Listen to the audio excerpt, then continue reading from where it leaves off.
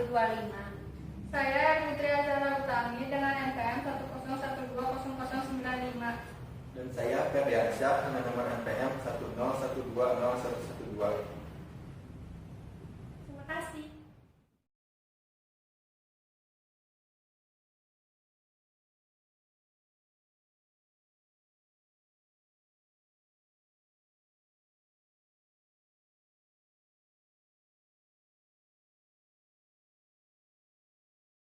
Assalamualaikum warahmatullahi wabarakatuh. Nama saya Edi Susilo Saputro. Nama perusahaan kami PT TR Tamas, bergerak di bidang menyediakan sarana olahraga dan penyediaan peralatannya. Usaha kami bergerak dari tahun 2000 sampai sekarang, alhamdulillah. Sampai saat ini kami punya karyawan sekitar 20 orang. Itu pekerja kasar semua, terdiri dari tukang las dan bagian fiber.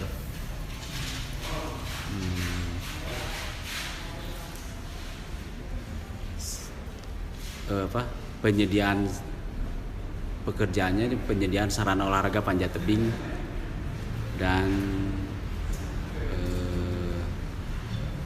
olahraga di dalam gedung seperti olahraga bela diri, badminton, voli. Itu sarananya kami sediakan, media untuk latihannya. Terus kalau yang lainnya juga bisa. Paling itu aja yang bisa kami utarakan tentang keberadaan perusahaan kami. Begitu, terima kasih. Wassalamualaikum warahmatullahi wabarakatuh. Jadi di sini kami akan mewawancarai tentang perusahaan Bapak yang bangun selama ini. Yang akan saya tanyakan, apa pencapaian terbesar Bapak selama membangun usaha ini? Pencapaian terbesar ya bisa membawa perusahaan ini bertahan sampai sekarang. Di masa pandemi pun kami masih bisa bertahan. Pencapaian terbesar kami ya bisa mendirikan sarana olahraga panjat tebing di seluruh Indonesia. Jadi total sudah berapa cabang yang Bapak buat? Kota kali ya, berapa kota? Kurang lebih hampir sekitar 75 kota lebih. 75 kota. Seluruh Indonesia. Kalau boleh saya tanya, apa tujuan Bapak untuk beberapa tahun ke depan yang akan datang? Mengembangkan usaha lebih maju lagi, mungkin akan mengembangkan usaha yang lain selain di bidang ini. Mungkin akan mencoba usaha yang lain ya? Ya. Dalam membangun usaha ini pasti ada target yang ingin dicapai gitu kan. Nah, bagaimana Bapak memulai usaha ini untuk mencapai target atau tujuan yang bisa dicapai, yang dapat Bapak inginkan untuk tercapai? Salah satunya itu publikasi yang gencar melalui internet, yang paling efektif internet untuk saat pandemi ini ya, online publisher lewat mesin Google itu kan paling mudah. Terus targetnya yang jelas ya lebih baik dari tahun kemarin, tahun 2021. Di saat pandemi kemarin banyak usaha yang mangkrak, tapi alhamdulillah kami masih bisa bertahan sampai saat ini. Ya usahanya untuk ke depan ya targetnya lebih banyak lagi kami berbuat di kota-kota yang lain di Indonesia. Memperbanyak. Ya, memperbanyak. Lalu kan setiap kinerja pasti ada melakukan penilaian. Penilaian apa? Penilaian terhadap kinerja yang dilakukan Bapak kepada karyawan, misalkan penilaian melalui kinerjanya yang gesit atau tepat waktu. Nah, cara apa yang Bapak lakukan untuk menilai karyawan? Ya, selama ini kami menilainya dari absensi, terus dari target yang diberikan. Misalkan bahwa satu modul atau satu pekerjaan itu harus selesai sebulan, ternyata selesai 3 minggu, kan itu kinerja yang baik. Sementara saya menargetkan itu 1 bulan, selesainya 3 minggu. Rata-rata sih pekerjaan kami sesuai target semua, bahkan melebihi target pencapaian, karena kan ada pemberlakuan jam lembur yang tidak terbatas. Jadi kadang kerjanya 24 jam untuk mencapai target agar tidak dapat teguran dari si pemberi kerja. Tapi rata-rata sih kerjanya bagus.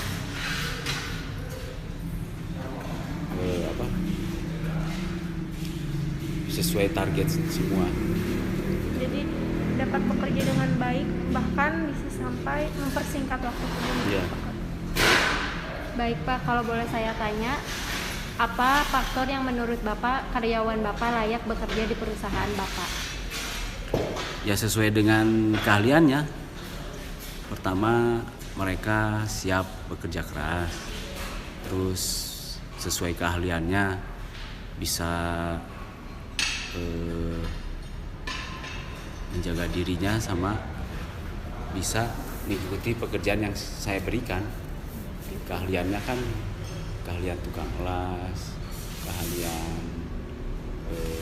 merangkai besi, menghitung besi, memotong besi, itu kan keahlian khusus gitu. Dan mereka ya selain ahli-ahli itu ya ada beberapa yang bukan ahli tapi dididik untuk mendekati ahli. Jadi mereka tuh istilahnya laden gitu ya, membantu para tukang agar lebih cepat bekerjanya gitu Pak.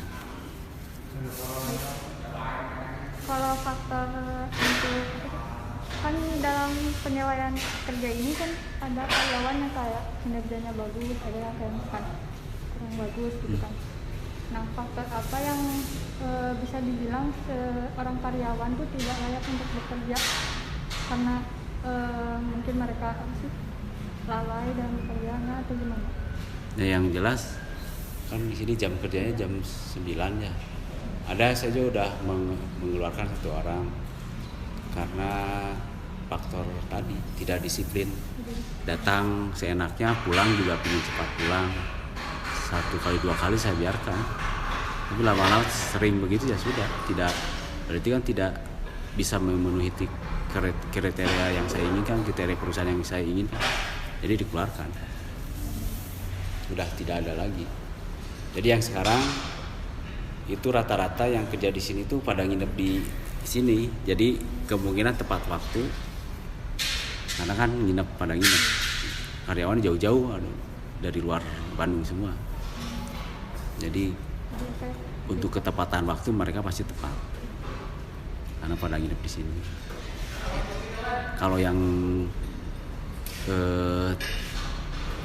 mengecewakan perusahaan ya saya sudah beberapa kali udah memulangkan, menolak, yang mengeluarkan gitu, mengeluarkan orang dari perusahaan gitu. Biar tidak menular ke yang lain, menular dalam artian menular keburukannya. Kalau menularkan kebaikan lebih baik ya, begitu. Nah, kan di perusahaan Bapak itu ada beberapa bagian seperti yang Bapak bilang, ada las, ada yang fiber itu, kan semuanya tidak mempunyai keahlian itu. Upaya apa yang Bapak lakukan untuk mengembangkan kemampuan mereka agar mereka bisa mengerjakan itu sesuai bidangnya masing-masing. Ya, dibimbing sama yang sudah bisa supervisornya mereka bimbing sampai akhirnya beberapa kali, dan ini nggak lama sih, rata-rata seminggu udah bisa udah mahir gitu dibimbing, karena kalau sering dibimbing ya, tingkat kesalahannya sedikit. Jadi cepat Iya. paham ya. Iya, dibimbing sama supervisor yang sudah pada ngerti di bidangnya masing-masing. Baik Pak, kalau boleh saya tahu, Bapak udah berapa lama memulai karir di bidang usaha ini? Kurang lebih lah 22 tahun dari tahun 2000. 22 tahun. Mau 22 tahun ya. Kan udah lumayan lama banget ya Pak ya, 22 tahun. Nah, pasti perusahaan tuh nggak akan yang kayak sukses terus gitu, pasti ada jatuh bangunnya kan. Ada. Nah, bagaimana sikap Bapak dalam mengatasi kayak perusahaan lagi jatuh-jatuhnya gitu, apa kayak membenahi SDM-nya atau gimana? Ya kalau perusahaan saya kan by order ya. Jadi ketika ordernya sepi ya marketingnya yang digenjot untuk lebih masif lagi nawarin produk. Karena tulang ujung tombaknya perusahaan ini ya dari marketing. Iya. Terus menambah relasi, menambah kawan di rata-rata ya di dinas pemuda dan olahraga. Ya kemarin juga sempat stuck sekitar adalah setahun, tidak dalam setahun tuh kemarin ada beberapa bulan, sekitar 4 bulan stuck, nggak dapat order. Ya beberapa karyawannya dipulangkan di rumah. Setelah ada order ya dimasuk lagi. Cara mengespesienkan biaya agar kos operasional perusahaan tidak besar ya, jadi mereka dirumahkan dulu. Apakah pernah produk Bapak sudah mengikuti acara besar, misalkan produk yang Bapak jual sudah mengikuti kejuaraan besar? Media yang Bapak jual ini sudah digunakan? Ya sudah, beberapa di kejuaraan nasional pernah ya rata-rata sih kejuaraan nasional ya. Sudah produk saya sering, malah kalau pekan olahraga daerah sering, terus kejuaraan nasional lah sering. Banyak lah digunakan selain untuk latihan sama kejuaraan. Adakah kesan dan kesan yang ingin Bapak sampaikan terutama kepada kami yang masih muda ini untuk memulai usaha, agar semangat memulai usaha? Ya pertama, pesan dan saran saya selaku swasta gitu, jangan pernah takut untuk mencoba ya. Kegagalan salah satu sumber untuk menjadi maju. Jangan cepat menyerah, jangan cepat menjudge bahwa usaha yang kami jalani itu wah udahlah kalah selesai, jangan seperti itu. Karena usaha dibangun dari kegagalan itu untuk berusaha untuk menjadi maju. Kalau kita maju terus, kita cepat lengah. Ketika dapat masalah, kita makin terpuruk. Jadi jangan cepat loyo, jangan cepat mengalah dengan keadaan. Bangun kekuatan di diri sendiri ya. Dengan kondisi saat ini banyak orang yang putus asa ya. Dengan apalagi ditambah dengan pandemi, ekonomi belum mapan, banyak perusahaan juga banyak mem-PHK karyawan. Jadi itu intinya gunakan waktu seefektif mungkin untuk kemajuan sebesar mungkin. Ya, itu paling sarannya dari saya. Mudah-mudahan bermanfaat. Terima kasih Pak atas waktu luangnya, telah meluangkan waktu untuk kita wawancarai. Semoga perusahaan Bapak terus berkembang dengan lebih baik lagi, dan semoga perusahaan Bapak bisa go internasional. Amin. Dan juga berlanjut dalam jangka waktu yang panjang. Amin. Ya, makasih. Dan terima kasih atas kunjungannya juga. Dan mudah-mudahan hasil dari wawancara dan riset ini bermanfaat untuk kalian. Itu aja, makasih.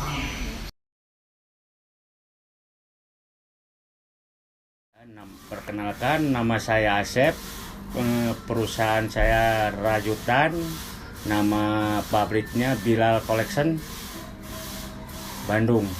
Kalau berdiri mah udah hampir 30 tahunan lah. Penjualannya ke Shopee online, ya jualan online sama marketplace, terus grosiran ke Tanah Abang. Bapak, saya mau minta waktunya untuk melakukan wawancara. Yang pertama, pencapaian terbesar apa yang Bapak dapatkan selama membangun usaha? Oh, banyak. Pencapaian saya banyak. Dalam satu, istilahnya ya menafkahi istri, anak-anak saya. Yang kedua, alhamdulillah ada lebihnya lah buat tabungan. Yang ketiganya, istilahnya buat bikin rumah-rumah dikit-dikit lah, sedikit-sedikit buat anak-anak saya gitu. Jadi bisa dibilang juga cukup lumayan dari penghasilannya, bisa menafkahi keluarga dan juga bisa membangun rumah sedikit-sedikit. Iya. Baik Pak, kalau boleh saya tanya, apa tujuan Bapak dalam beberapa tahun ke depan, tujuan dari usaha ini? Kalau tujuan usaha saya, istilahnya ya untuk anak-anak saya, yang pertama buat anak-anak saya, buat keluarga saya. Mudah-mudahan kedepannya lebih, istilahnya lebih besar lagi penghasilan saya lah istilahnya. Ya, yang faktor utama untuk masa depan anak-anak saya. Bagaimana sih Pak cara Bapak untuk mencapai tujuan tersebut? Untuk mencapainya ya kita harus kerja keras lah, istilahnya harus kerja keras, jangan sampai lelet, istilahnya ketinggalan lah, harus mencapai target gitu. Lalu bagaimana cara Bapak menilai karyawan Bapak bahwa karyawan Bapak itu sudah bekerja secara maksimal? Ya, penilaian saya sama yang kerja istilahnya nggak ada masalah ya, bagus semua. Alhamdulillah pekerja saya rajin-rajin semua, nggak ada istilah kata capek apa, tiap hari lembur terus. Alhamdulillah tanggung jawabnya ada gitu.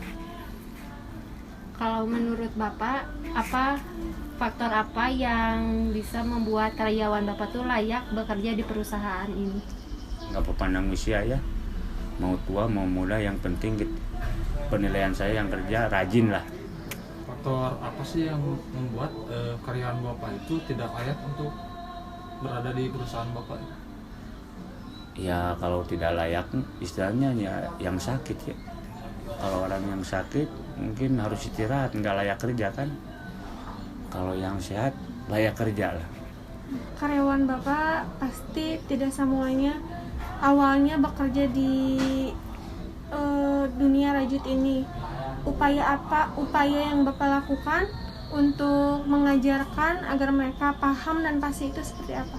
Oh, dikasih itu dulu apa? Dikasih keterangan dulu supaya dia istilahnya bikin apa-apanya bisa. Dikasih dulu keterangan gitu. Bikin model gininya kan ada pola-polanya istilahnya. Jadi alhamdulillah pada lancar. Kalau boleh saya tahu, Bapak udah membangun usaha ini dari sejak kapan? Tahun 97. Bagaimana sih Pak cara Bapak mengatasinya kalau kalau dalam perusahaan Bapak tersebut ada karyawan yang misalkan karyawan tersebut tidak benar gitu kan, atau gimana? Bagaimana cara Kalau mengatasi? masalah itu istilahnya kita kalau ada masalah ya istilahnya kita harus bisa memecahkan kan, harus bisa memecahkan dalam arti jangan pakai emosi kan, harus ada istilahnya harus ada jalan keluarnya, harus secara dingin lah, pikiran yang dingin.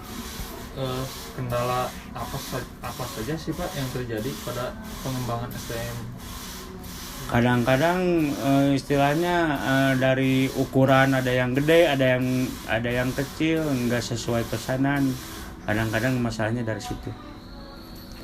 Untuk usaha ini, apakah Bapak sudah membuka cabang atau hanya di sini saja? Kalau mau buka cabang belum, insya Allah kedepannya mudah-mudahan ada rezekinya, insya Allah buka cabang. Musim corona seperti ini, apakah usaha Bapak terdampak akan adanya corona? Alhamdulillah, walaupun dalam keadaan corona ya sedikit-sedikit masih ada rezekinya. Alhamdulillah. Kalau dalam usaha itu kan ada naik turunnya. Kalau di saat usaha Bapak lagi turun, bagaimana gitu cara Bapak mengatasi masalah ini? Kalau istilahnya turun naik usaha itunya namanya juga usaha ya. Kalau istilah kita dalam tuh menurun, saya menghadapi karyawan ya saya bertanggung jawab ya bikin stok lah supaya karyawan jangan berhenti. Tidak ada batasan usia atau syarat minimal pendidikan untuk bekerja di sini? Oh, alhamdulillah nggak ada. Yang penting bisa merajut, udah cukup. Untuk produksi Bapak, pakaian kan tentunya ada sasarannya, remaja, anak-anak, atau dewasa? Kalau menurut ukuran saya bikinnya yang anak sama yang istilah anak-anak sekarang ABG. Ya. Mungkin usia sekitar belasan tahun lah ya. Iya, 10 tahun ya. 10 tahun ke atas lah. Untuk bahan bakunya terbuat dari apa Pak? Kalau bahan baku tergantung pesanan, ada yang dari katun, ada yang dari akrilik. Akrilik itu dari bahan istilahnya seperti apa? Bahan yang halus lah. Itu bahan bakunya kayak benang gitu ya? Benang. Kalau untuk pemasaran penjualannya berupa apa? Kalau penjualan kita lewat jualan online ya, lewat online Shopee, Marketplace, Tokopedia, macam-macam lah. Kalau pusat grosirannya ke Tanah Abang. Pak, kan di dalam dunia bisnis online itu pasti banyak yang namanya persaingan ya Pak, bukan hanya Bapak doang, gitu yang bikin usaha rajut itu. Nah, pertanyaan saya, bagaimana sih cara Bapak untuk mengatasi persaingan tersebut gitu kan? Ya dalam jualan online memang persaingan sangat ketat ya. Cuman kita harus sebisa mungkin lebih murah dari yang lain gitu. Bisa sebisa mungkin ya, orang lain jual 3.000 istilahnya kita 2.500. Tentu dengan kualitas ini. Iya, kualitas tetap dijaga, harus yang baik. Masalahnya kalau jualan online itu kelihatan dari penilaian kualitas. Lalu Bapak menjual produk tersebut apa secara satuan, lusinan atau perkodian? Kalau dari online ya tergantung yang pesannya, ada yang 1 piece, ada yang 2 piece, ada yang tergantung yang beli. Kalau grosiran perlu lusinan ada, cuman jualnya ke Tanah Abang, bukan dari online.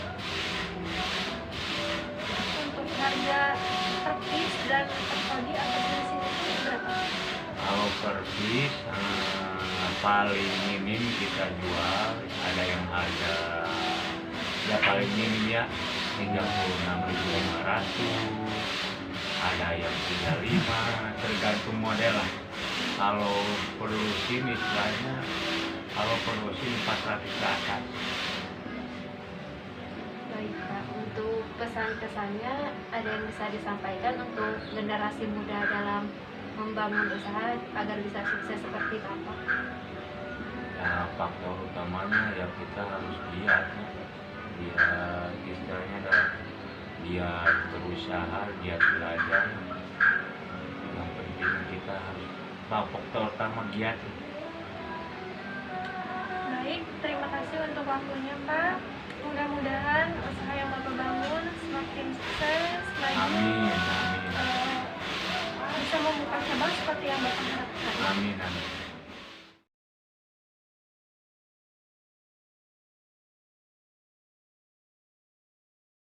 Sebelum kami menanyakan beberapa hal tentang sumber daya manusia, bisa dijelaskan terlebih dahulu kedudukan Bapak sama sedikit menjelaskan tentang perusahaan ini.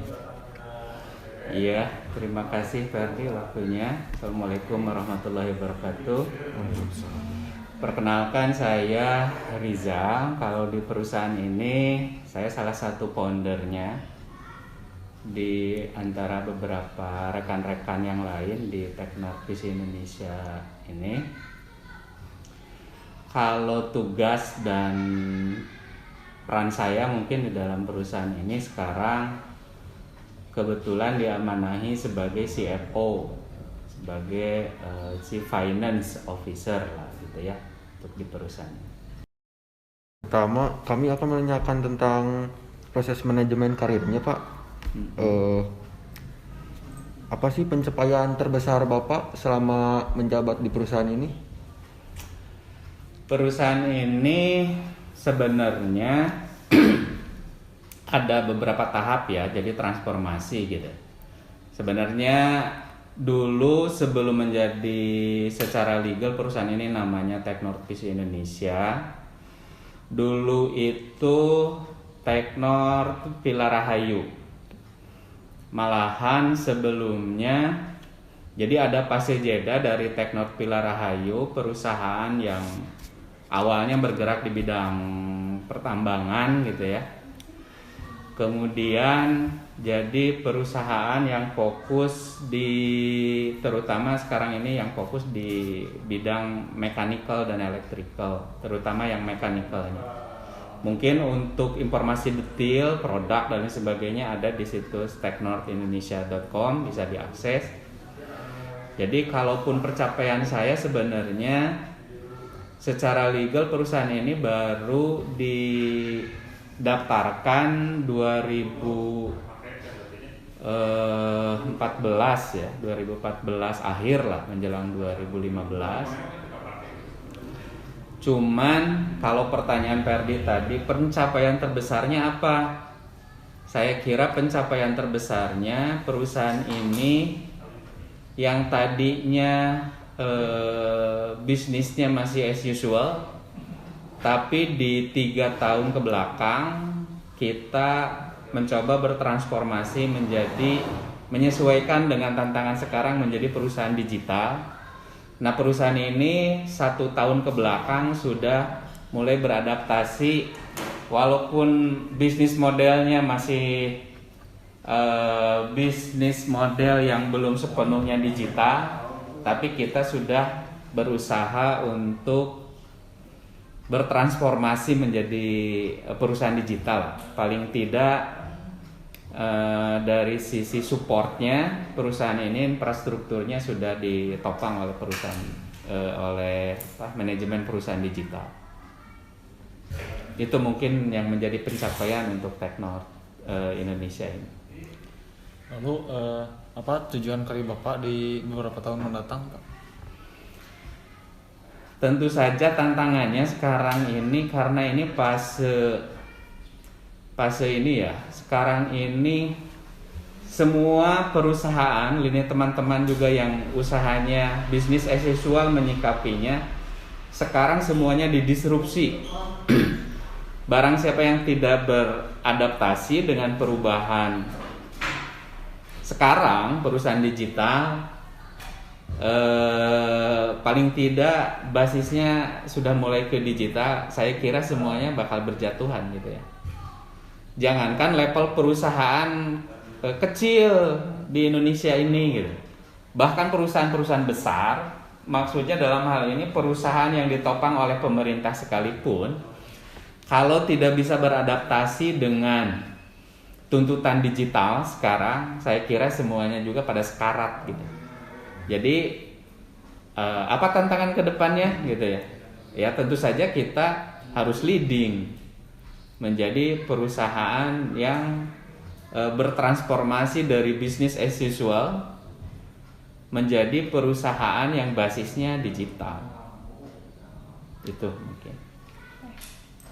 Bagaimana Bapak dalam memulai perusahaan ini untuk mencapai tujuan atau target yang Bapak inginkan? Ya itu ya, saya hadir menjalani berbisnis, berusaha itu dari retail, dari kecil gitu ya, terus bertahap. Di tengah perjalanan terus beradaptasi sesuai dengan regulasi pemerintah dan lain sebagainya. Kita juga beradaptasi. Pemerintah juga lagi bertransisi menuju ke arah digitalisasi. Nah, kebetulan kita ada kesadaran harus beradaptasi dengan tantangan itu. Ya kita menyesuaikan saja sebenarnya dengan perubahan itu. Gitu mungkin Teh Putri. Terus Pak, kan perusahaan ini udah besar lah, udah bertahun-tahun juga. Pasti punya karyawan. Nah, bagaimana penilaian Bapak terhadap karyawan perusahaan Bapak? Nah, tantangan dari digital itu ya, jadi ada sisi positif dan sisi negatifnya. Jadi ada peluang dan ada ancaman juga. Peluangnya memudahkan kepada kita untuk berinteraksi dengan SDM. Tapi ada ancamannya kalau SDM-nya tidak bisa beradaptasi dengan perubahan, itu akhirnya ada permasalahan yang di kita. Jadi misalkan gini, perusahaan ini diawali para founding father-nya, para penggagasnya itu rata-rata seangkatan saya. Seangkatan saya itu belum masuk ke generasi milenial. Sementara tuntutannya sekarang digitalisasi itu butuh SDM yang pandai beradaptasi lah dengan perubahan tuntutan milenial gitu. Nah, kita ada lag SDM-nya itu, kalau tadi pertanyaan Ferdi, SDM yang lama yang seangkatan kita untuk beradaptasi dengan tuntutan digital itu kita punya permasalahan. Bahkan untuk mengupgrade pekerjaan sehari-hari, pekerjaan dia, karena udah digital semuanya sebenarnya bisa update lewat aplikasi, lewat handphone gitu ya, mobile, itu agak kesusahan. Beda dengan karyawan yang memang masih baru. Jadi memang dari sisi SDM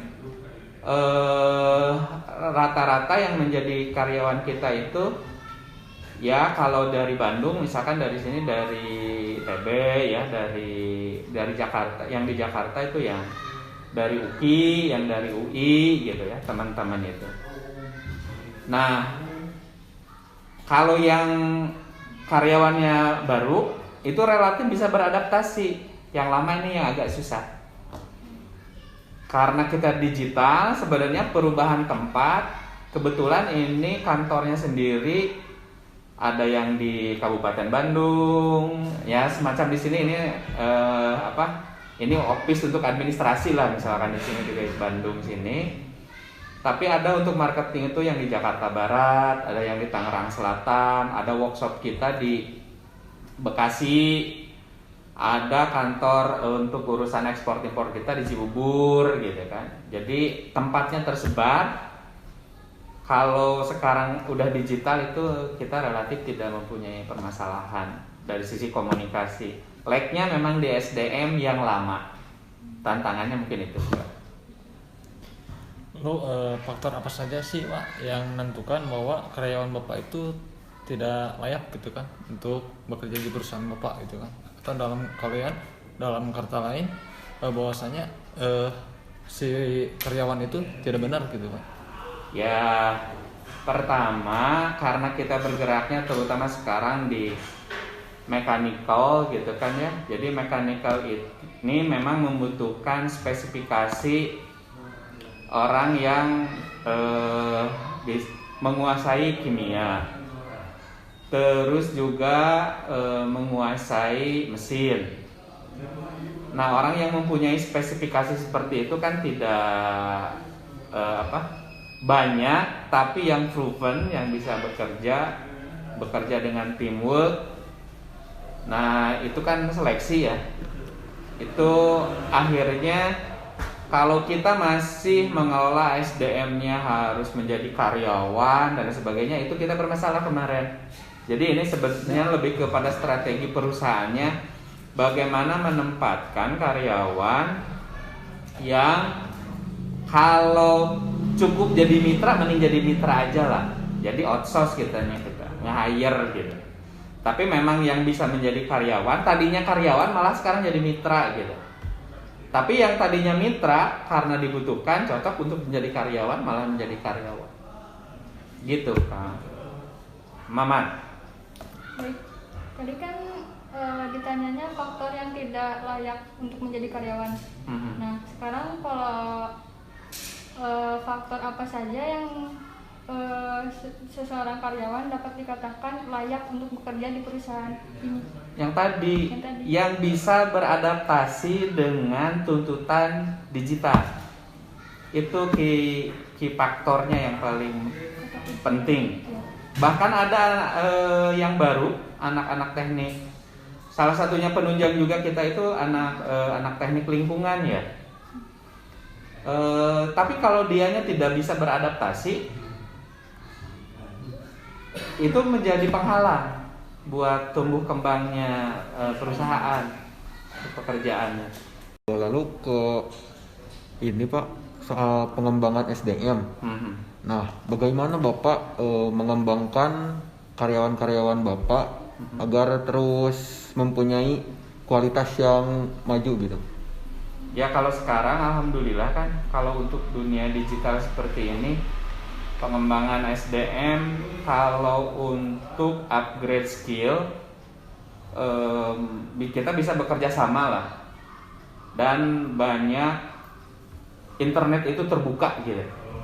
Jadi kita tinggal ngasih grand plan-nya aja, detailnya kita bisa bekerja sama dengan pihak ketiga yang udah sifatnya online, secara biaya lebih murah, secara accessibility juga sudah tidak terbentur oleh waktu dan tempat.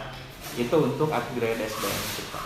Baik, kalau dari kan ini udah lumayan lama juga ya perusahaan Pak.